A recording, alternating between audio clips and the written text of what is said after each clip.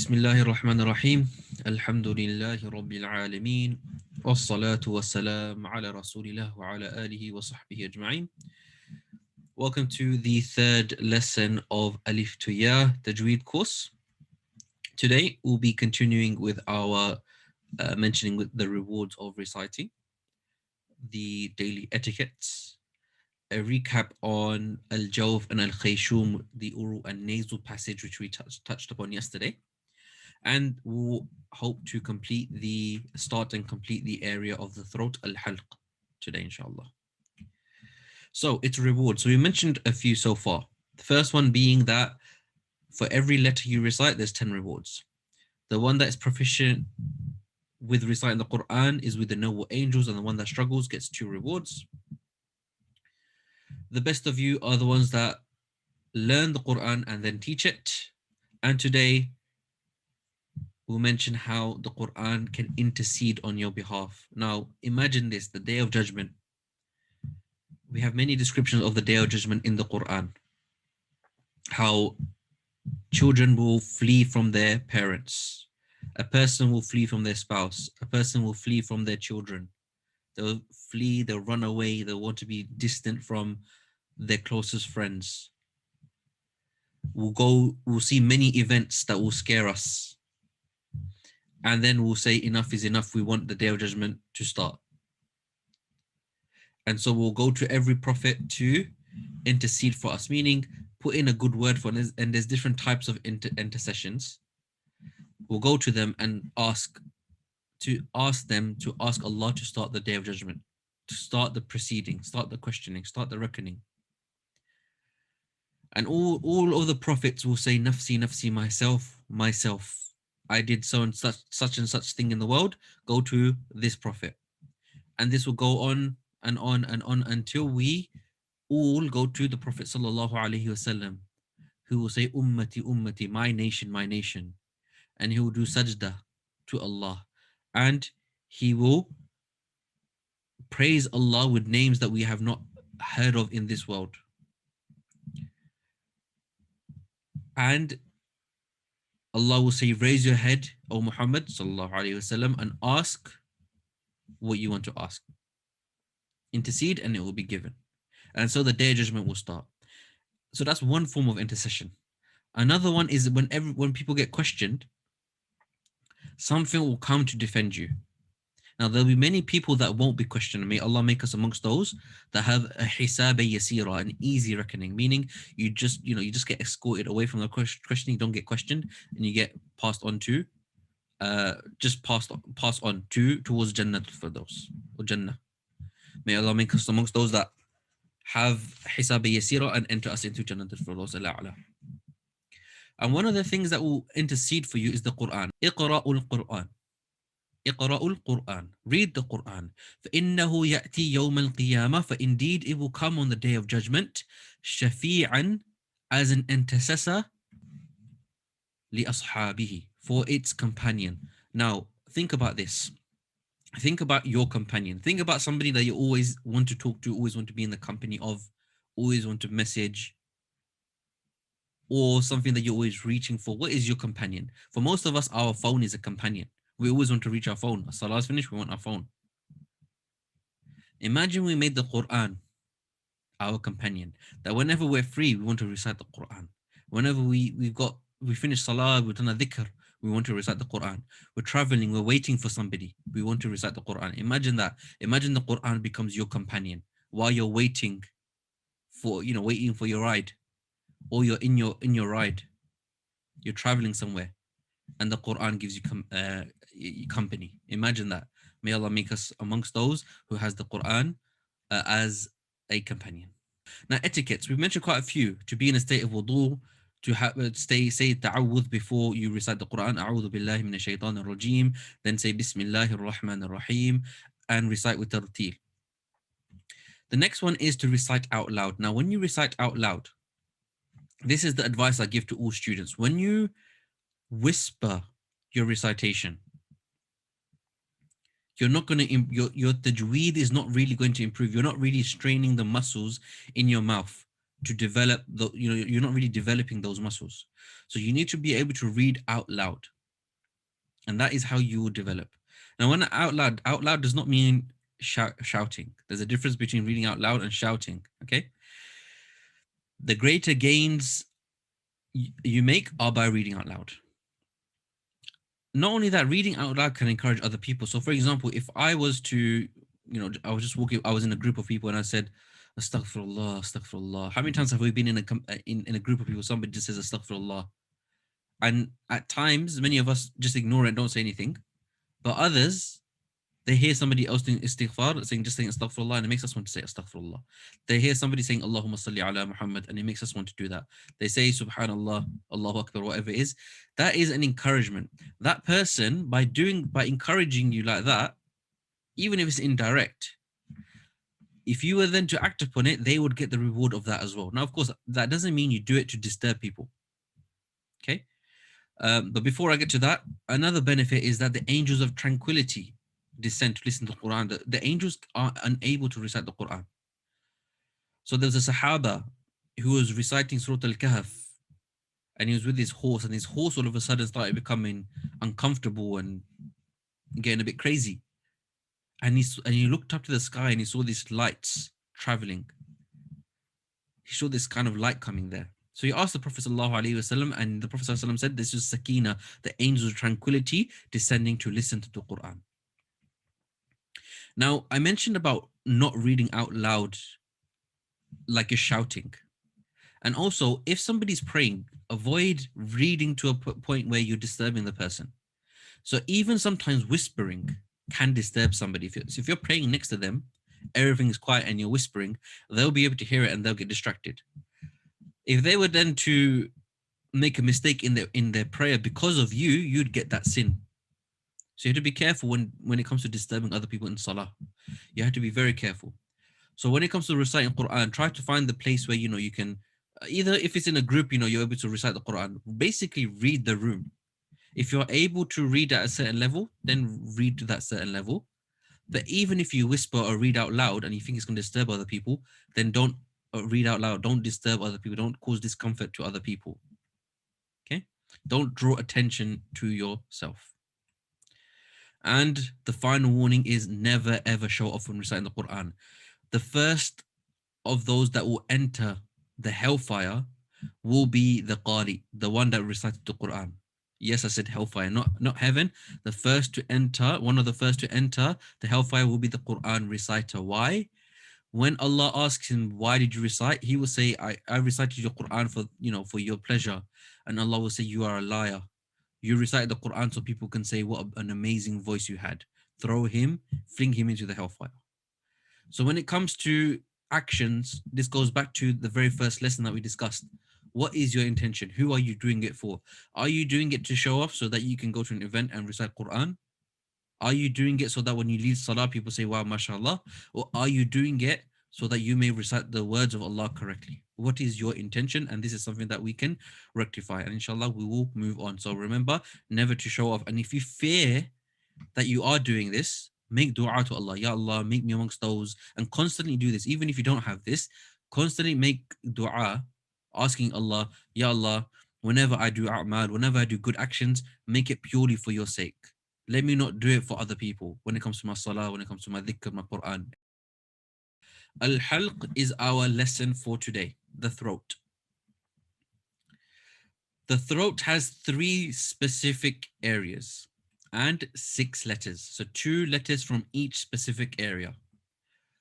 The lowest part of the throat is called Aqs Al Halq, the bottom of the throat.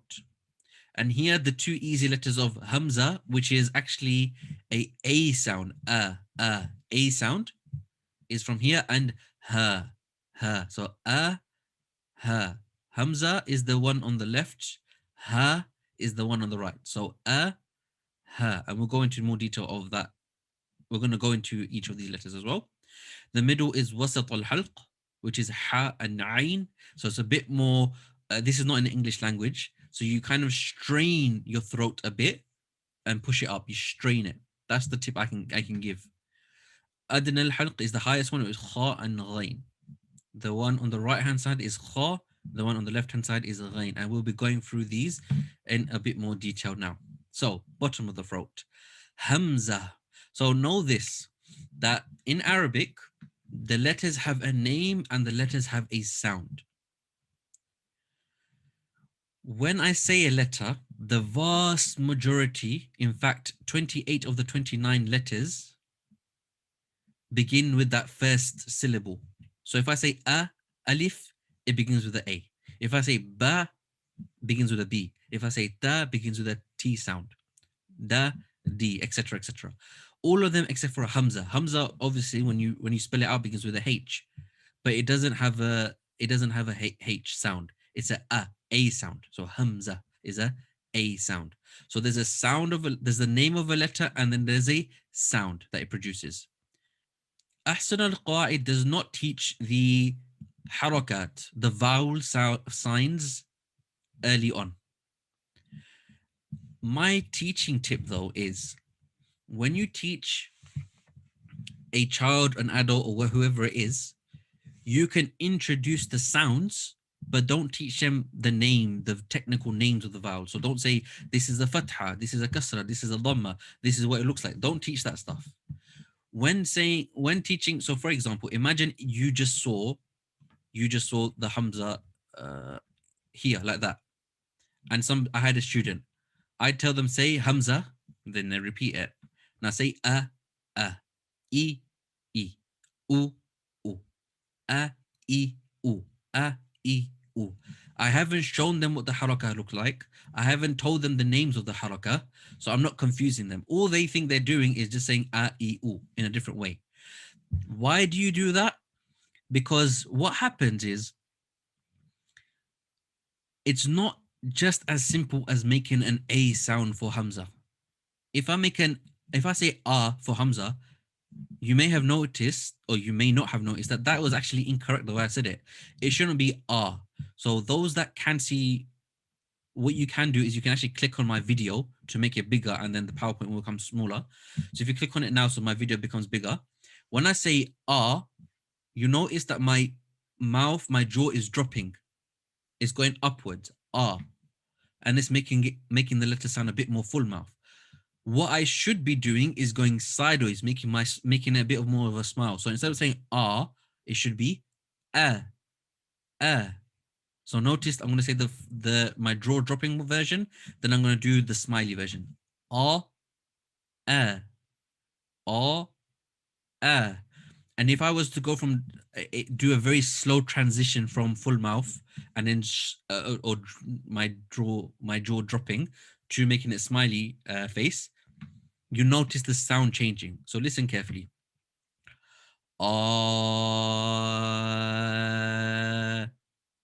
Again. So by doing a certain having an certain oral posture affects your letter pronunciation. So then you test that. You test it with the different vowels. A, E, U. A, E, U. The one on the right hand side is the A. The one in the middle is E. And the one on the left is U. Okay, so just for those that are curious. A, E, U. Now, it's also important to know how these letters look.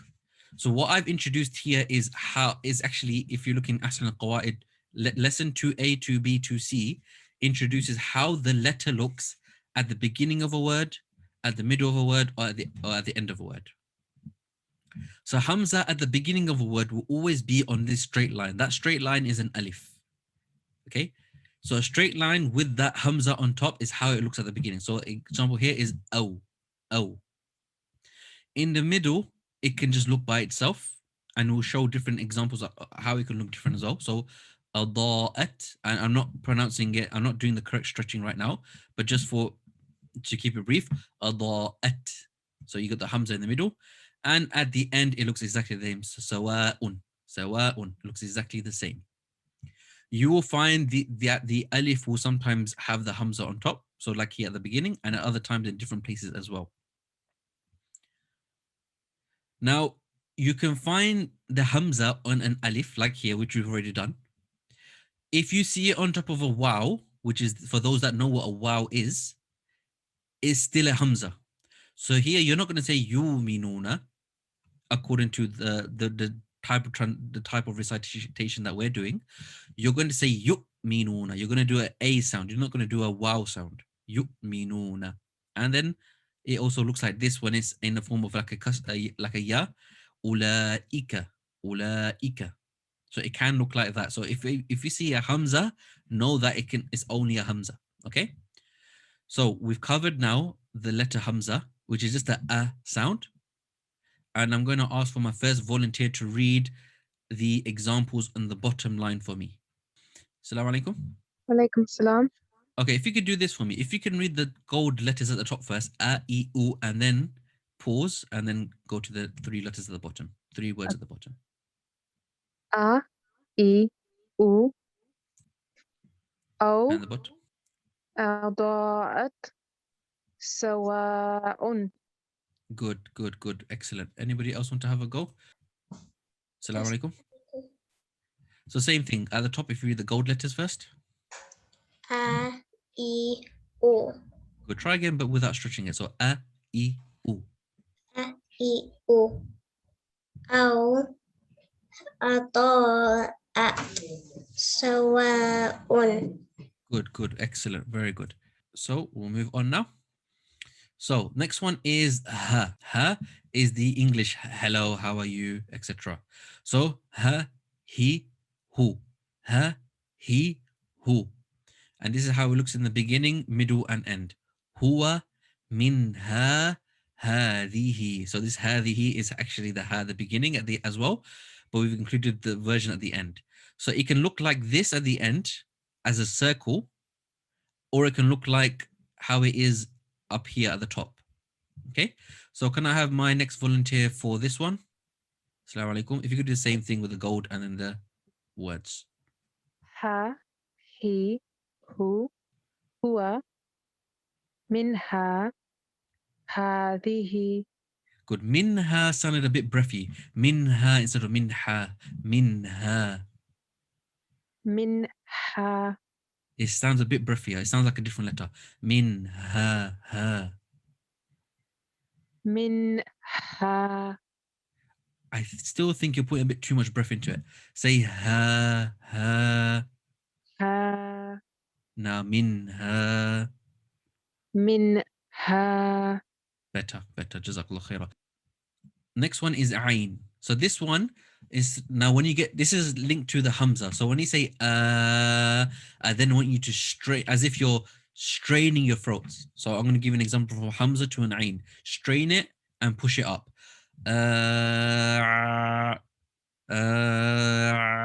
Strain it and you push it up. And it should be empty. Okay. So this is Ain. Ru. And then عنها أنعمت تبعة. I'm going to ask you to unmute yourself. Assalamu alaikum. Assalamu alaikum.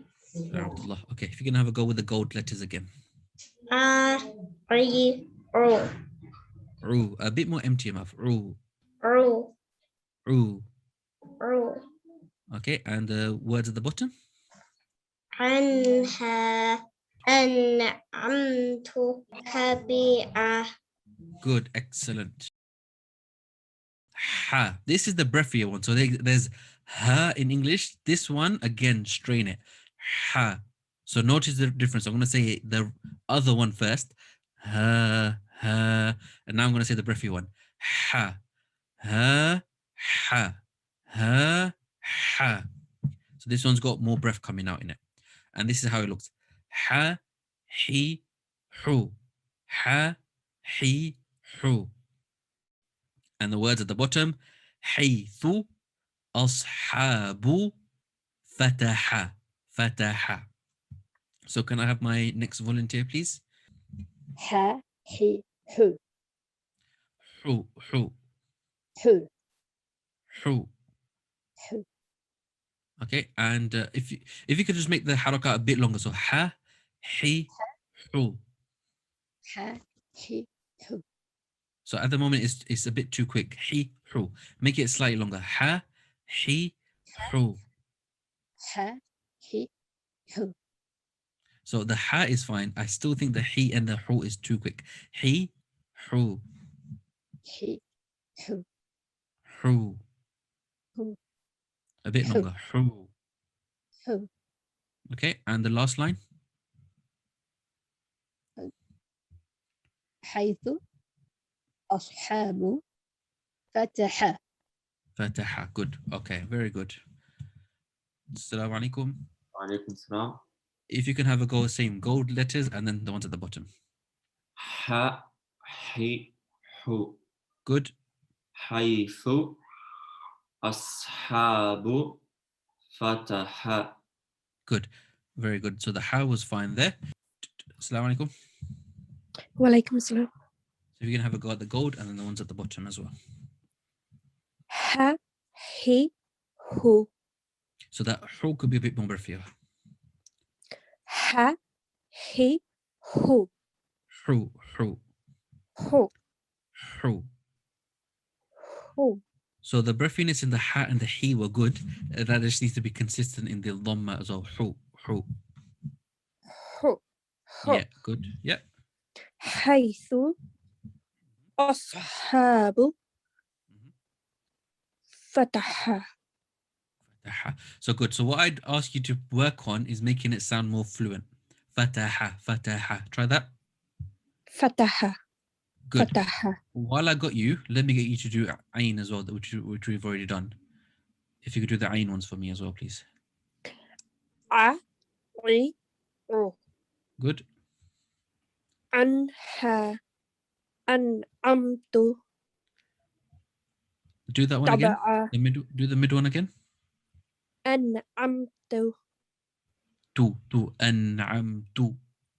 أنعمت Yeah. and next one. طبعا Tabi'a. طبيعة So what you did there is you Tabi'a. joined you went tabi'a. So tabi'a. طبيعة And do it quicker. طبيعة Tabi'a. طبيعة. Better. Jazakallah khairah. Okay, we'll move on, inshallah, to the upper throat. So this is where you get the ghayn. So it looks like an ayn with a dot. Gha, ghi, ghu. And this is where we have our first full mouth letter. Now, what does full mouth and empty mouth mean? Empty is, so empty is basically like your mouth is empty. So full is as if your mouth is full of food or you got full of air. So if when I go when I drop the back of my tongue, that becomes full mouth. So a lot of people, when they're reading Ahsanul Qawa'id or when they're reading the letters, say ba, ta. That's wrong. That's making it all full mouth. Ba, ta is wrong. It should be ba, ta. Now, if you look at my mouth, I'm going to do full mouth and then I'm going to do empty mouth. Ba, ta. So you can see my facial expression is pretty much the same. It's not wide enough. Now, when I make it wider, ba, ta. It requires a bit more effort because we're not used to that in the English language, but it's empty mouth. It should be empty mouth. So it's not ba, ta, tha, jim, etc. Ba, ta, tha. This is gha. Okay? So when you do this letter, you are not going to say gha. Nor are you going to say ga. Okay? It's a gha. To do this, your throat really needs to be moist. Try this out for me. So غلف بغيا باغٍ. Assalamu alaikum. Walaikum salam. Gha, ghi, ghu. So more full mouth. Gha. Gha, ghi, ghu. And also when you're doing it, I can hear as if it's scraping your throat. It shouldn't be a gha. There should be no sound. Gha. Gha, Gha. gha. Yeah, that was good. Gha, ghi, ghu. Good. Now try the words. Gulfun, Yep. baghyan, So with that one, with baghyan, avoid bouncing it. Don't say baghyan. baghyan, Good. baghin, Good, very good. Okay. And because of time, we're going to move on to the last letter. This is Khaa. So this shouldn't be too phlegmy. It shouldn't be Khaa, okay? But it needs to be slightly Khaa, Khaa, Khaa, okay? Khaa. So Khaa, Khi, Khu. Khaa, Khi, Khu. So it's like Ha, but with a dot at the top. The dot on the top, Khaa, Khi, Khu. And this is also full mouth. So Ghayn and Khaa are both full mouth, okay? So the examples, Khafa, bi khayrin. So here in this example, unfortunately, I wasn't able to, I couldn't highlight it, but you can see this similar shape here. You can see this, let's call it a weird reverse C shape with straight lines, right? Or like a sideways V, whatever you want to call it. You could see it here as I move my mouse. You can see it over my mouse. Okay. Kha bi khaydin and nansakh. So forget the ikhfa in this. Nansakh. Nansakh. We're just focusing on the kha makhraj. Assalamu alaikum. Assalamualaikum. Assalamu. Okay, have a go. Kha, khi, ho, Khu, khu, ho, khu. So not too throaty. Khu. Not khu, khu, khu. ho, Try again. Khu.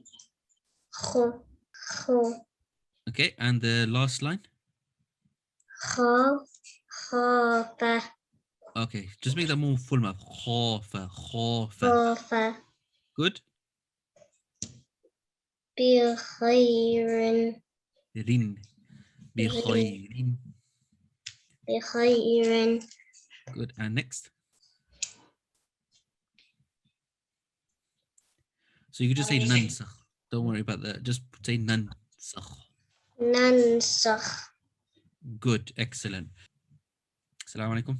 Wa alaikum assalam. If you'd like to have got the gold and then the ones at the bottom, please. Kha, khi, khu, Khu, a kha, bit more. Do khu again. khu, Maybe it's just the mic. I can't hear it that much. But if you try the last line, I think it was fine.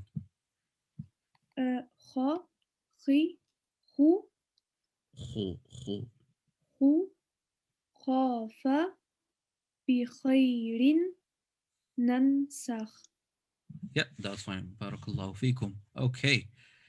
So, alhamdulillah. So, today we've covered quite a bit. So, the rewards, Quran intercedes for its companion, and that will actually be the last reward we're going to mention. We're not going to mention any more rewards, although there are many more rewards.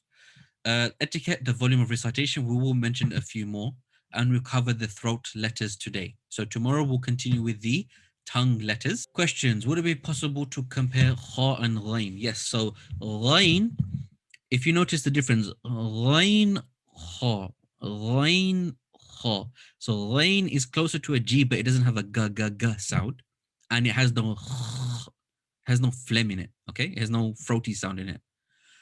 Khaa obviously has a bit more kha. So Ghayn is nice and clean. It should be nice and smooth. Ghayn, Ghayn, Ghayn. Whereas Khaa has a bit of a sound in it. Hope that, I know that's a bit of a weird way of explaining it, but I hope that helps. Assalamu alaikum. Can you please suggest some pointers to know whether or not using the right part of the throat for its respective letters, like pinching the nose to identify the oral? So, good question. I'm going to have to show the recap, not the recap, the throat overview, which is somewhere here. Okay, here we got the letters. One thing I tell students to try out is put their hand flat like this along their throat, like this here. As if you're strangling yourself, but don't strangle yourself. Leave it flat. And then try to say one letter from each level. So Hamzah, Ain, Gha. What you'll feel is you'll feel the vibration travel upwards. Okay? So try this out yourself. Put your hand here. Don't squeeze it. Just put your hand there so it's touching your throat. A, Gha. A, Gha. You'll feel it traveling upwards. You can try it with the next one. Ha, ha, kha. Ha, ha, kha. Okay? So try that out. The other thing is, the pointer for these letters is you need a teacher that knows how to pronounce these letters. That's truthfully where it is. So you can practice it as much as you can, but you need to read to a teacher to be able to tell whether you're reading it correctly. That's my honest advice. But if anything sounds the same, know that it's incorrect. The teacher's camera being off, but I noticed features today and find it easy to pronounce the list by looking at your mouth, no question but comment. Yes, you know what? That's actually a very good comment. So sometimes, and even with Fussilat, so what we do at Fussilat, this is just advertising about us. We ensure that the video of the teacher and the student is on. Number one, because you're not talking to a blank screen, you know who you're talking to. But secondly, when it comes to letters, you need to look at the oral posture of somebody else to know what needs to be corrected. Yeah. So it's all good for me saying, okay, you got that letter wrong, but I need to identify what you're doing wrong. I need to try to replicate what you're doing, and you need to look at what's happening with my mouth and try to replicate that. So it's a good comment.